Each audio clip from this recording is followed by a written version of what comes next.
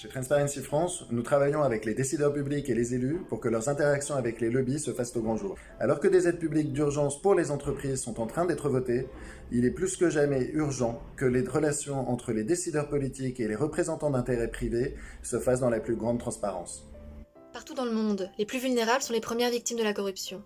Elle les prive d'un accès aux soins de santé les plus élémentaires. Alors que des aides internationales exceptionnelles sont mises en place pour aider certains pays à faire face au Covid-19, nous devons, plus que jamais, rester vigilants pour veiller à ce qu'une partie de ces aides ne soit pas détournée. Les collectivités locales ne sont pas immunisées contre la corruption.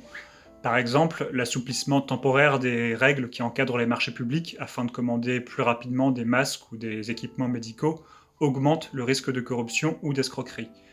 Dans la période, notre démarche d'accompagnement des collectivités engagées pour plus de transparence et d'éthique prend donc tout son sens.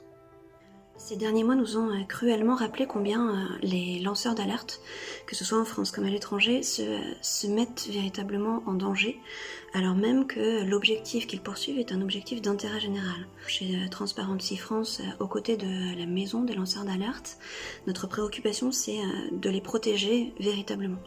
Donc nous travaillons pour cela évidemment auprès du gouvernement, auprès de nos parlementaires, pour que cette protection leur soit enfin véritablement garantie dans les meilleurs délais et qu'elle leur soit garantie par la loi.